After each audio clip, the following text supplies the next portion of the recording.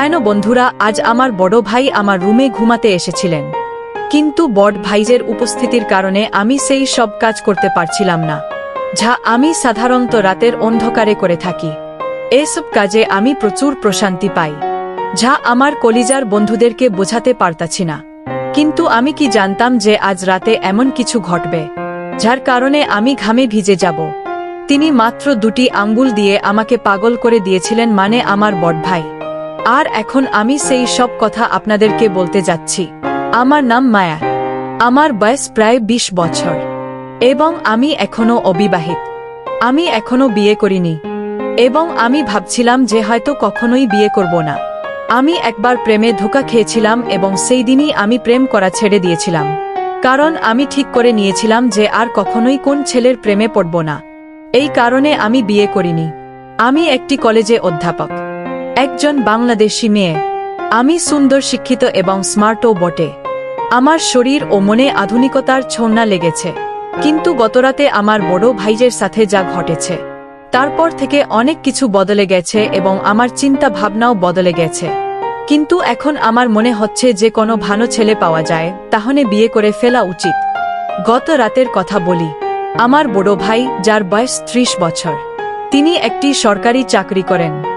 আর আমার বড় ভাইজের বউ, মানে আমার ভাবির মৃত্যু হয়েছে একটি বাস দুর্ঘটনায়। রাতের বেলা খাবার খেয়ে কিছুক্ষণ টিভি দেখছিলাম। আমি আর আমার বড় ভাই ছাদে হাঁটতে গেলাম। বড় ভাই গ্র্যান্ড হলরে ঘুমান আর আমি ফার্স্ট ফ্লোরে। ঘরে আমার ছোট ভাই ঘুমা। রাত প্রায় 1টার দিকে আমরা দুজন নিতে নেমে এলাম। তখন আমার বড় ভাই ঘরে এসে বললেন, মায়া, এখনো ঘুম আসছে না, চলো গল্প করি। আমরা 2 ভাই বোন বিছানায় শুয়ে গল্প করতে লাগলাম। মাঝে মাঝে বড় ভাই তার মোবাইলে গেম খেলছিলেন আর আমি আমার মোবাইলে স্ট্যাটাস দেখতেছিলাম। এমন সময় জোরে বৃষ্টি শুরু হয়ে গেল আর হালকা ঠান্ডা বাতাস বইতে লাগলো, যা আমরা দুজনেই খুব পছন্দ করি। বৃষ্টি আর বাতাস তো এমনিতেই খুব ভালো। কিছুক্ষণ পর বড় ভাই ঘুমাতে শুরু করলেন। আমি বললাম, বড় ভাই, আপনার ঘরে যান, আপনার ঘুম পাচ্ছে। বড় ভাই বিরক্ত হয়ে বললেন, মায়া, আমাকে বিরক্ত করো না প্লিজ। এই কথা বলে আমার বড় ভাই চোখ বন্ধ করে 5 মিনিটের মধ্যে গভীর ঘুমে চলে গেলেন। আমি বিছানা থেকে উঠে বাথরুমে গিয়ে আমার জামা কাপড় বদলে নিলাম, কারণ শার্ট জামায় আমার ঘুম আসে না। তারপর আমি ফিরে এসে বিছানায় শুয়ে মোবাইলে গল্প করতে লাগলাম মনোযোগ দিয়ে। আমি অনেক ভালো গল্প পড়তে পারছি। আমার বড় ভাই ঘুমিয়ে পড়ছিলেন আর আমি সেই সব কাজ করতে পারছিলাম না, যা আমি সাধারণত রাতের অন্ধকারে একা ঘুমানোর সময় করে থাকি। কিন্তু আজ বড় ভাইয়ের কারণে আমি বেশি কিছু করতে পারছিলাম না। মোবাইল রেখে ঘুমানোর চেষ্টা করলাম, কিন্তু গল্পের চিন্তা আমার মাথায় ঘুরপাক খাচ্ছিল আর ঘুম আমার থেকে দূরে সরে যাচ্ছিল। রাত গভীর হতে লাগলো আর আমার মনে এক অদ্ভুত অস্থিরতা বাসা বাঁধতে লাগলো। ঘুম তো ছিলই না আর মাথায় সেই গল্পই চলছিল যা আমি ঘুমানোর আগে পড়ছিলাম। গল্পটি আমার ভেতরে এক অদ্ভুত আলোড়ন তুলে দিয়েছিল আর আমি নিজেকে শান্ত করতে পারছিলাম না, কারণ বড় ভাই পাশেই ঘুমাচ্ছিলেন আর বড় ভাইজের নাক ডাকার শব্দ আমাকে আরও বেশি বিভ্রান্ত করে তুলছিল। যদি তিনি সেখানে না থাকতেন তাহলে হয়তো আমি নিজেকে সেই গল্পের অংশ বানিয়ে নিতাম আর সেই সব কাজ করতাম যা আমাকে রাতের অন্ধকারে একা করতে ভালো লাগে। কিন্তু আজকের রাতটা ছিল একটু আলাদা। আমি আমার নিজের চিন্তায় ডুবে গিয়েছিলাম। এমন সময় হঠাৎ বড় ভাই পাশ ফিরলেন আর সোজা হয়ে বসলেন। আমার চোখ অজান্তেই সেই দিকে চলে গেল আর আমি যা দেখলাম তাতে আমার পা তলায় মাটি সরে গেল। বড় ভাই খুব পাতলা লুঙ্গি পরেছিলেন আর তার কারণে এমন কিছু দেখা যাচ্ছিল যে দেখে আমার লজ্জা করে গেল। আমার অবস্থা আরো জটিল হয়ে গেল। লজ্জা তো দূরের কথা, আমি আমার চোখ সরাইতে পারছিলাম না। মনে এক অদ্ভুত অস্থিরতা চলছিল। একদিকে আমি নিজেকে নিয়ন্ত্রণে রাখার চেষ্টা করছিলাম আর অন্যদিকে আমার ভেতরে অস্থিরতা বেড়েই চলছিল। সত্যি বলতে কি, এখন আর আমি সহ্য করতে পারছিলাম না। প্রতি মুহূর্তে মনে হচ্ছিল যে যদি আমি নিজেকে নিয়ন্ত্রণে না রাখি তাহলে কিছু হতে পারে আর এই অবস্থা থেকে বেরিয়ে আসা আমার পক্ষ থেকে অসম্ভব হয়ে যাবে। আমার মনের ভিতর ধুপ ধুপ বেড়ে গেল আর আমার মনে ভয় ঢুকে গেল যে যদি কিছু ভুল হয়ে যায় তাহলে বড় ভাই আমার সম্পর্কে কি ভাববেন, বড় ভাইজের চোখে আমি কেমন দেখাবো। এই প্রশ্নগুলো আমাকে আরো বেশি অস্থির করে তুলছিল। কিন্তু অন্যদিকে আমার মনে এক গভীর ইচ্ছাও ছিল, যা আমাকে বারবার সেই দিকে টানছিল। যেন আমি যা ভাবছি তা পূর্ণ করে ফেলি। প্রতি মুহূর্তে আমি নিজের সাথে লড়াই করতেছিলাম, কিন্তু কোথাও যেন মনে সেই পুরনো গল্প আবার উকি দিচ্ছিল আমার। আর তার কারণেই আমার ইচ্ছা আরও বেড়ে যাচ্ছিল। এখন আমার প্রশ্ন ছিল, আমি কি বড় ভাইকে এই শহর থেকে বাঁচাতে পারব, নাকি বড় ভাই আমাকে তার কবজায় নিয়ে নেবেন? রাতের পরিবেশ আগে থেকেই খুব অদ্ভুত ছিল, আর তার ওপর ভাইজের ফোন বেজে উঠল। সম্ভবত কেউ তাকে মেসেজ করেছিল, আর ফোনটা আমার পাশেই রাখা ছিল, কারণ বড় ভাই ফোনটাকে চার্জে লাগিয়ে রেখেছিলেন। ঘুমানোর আগে বড় ভাই গভীর ঘুমিয়েছিলেন, কিন্তু ফোনে একের পর এক মেসেজ আসছিল, আর ফোনের আওয়াজ আমার অস্থিরতা আরও বাড়িয়ে দিল। আমি ভাবলাম বড় ভাইজের ফোনটা সাইলেন্ট করে দেই, যাতে করে আওয়াজ বন্ধ হয়।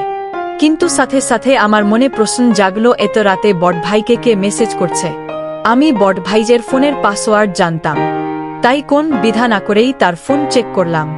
স্ক্রিনে তাকাতেই দেখলাম বড় ভাইজের গার্লফ্রেন্ড তাকে একের পর এক মেসেজ করতেছে।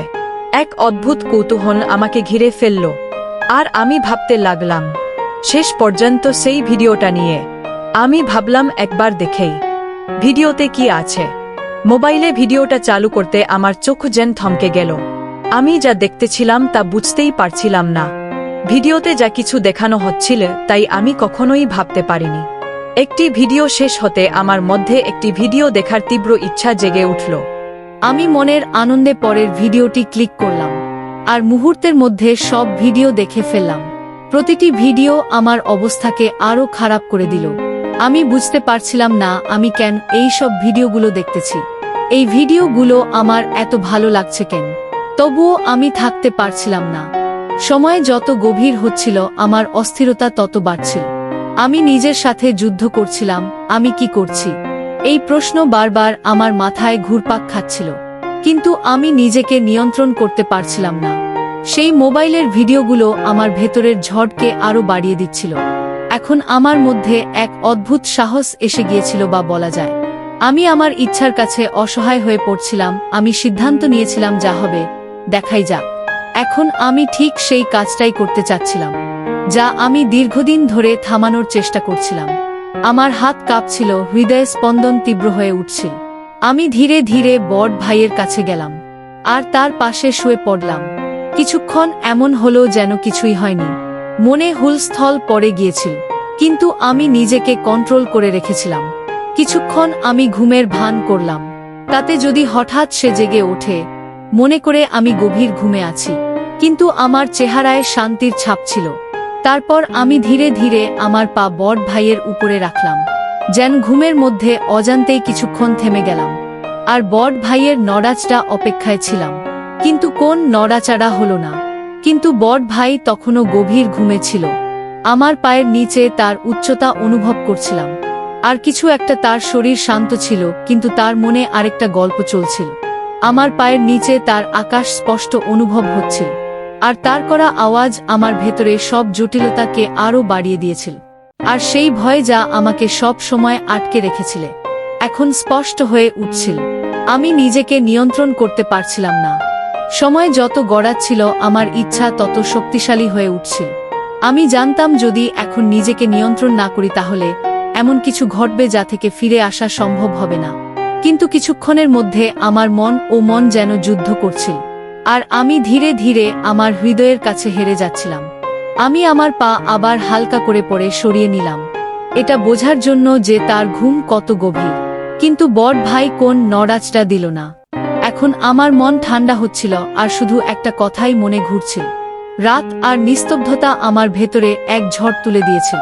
প্রতি মুহূর্তে আমার সাহস বাড়ছিল। আমি যে পদক্ষেপ নিয়েছিলাম, এখন তা থেকে পিছিয়ে আসা সম্ভব ছিল না। কিন্তু এখন আমি জানতাম না যে সে ঘুমায়নি। আসলে সে গভীর ঘুমে ছিল না, বরং শুরু থেকে ঘুমের ভান করছিল।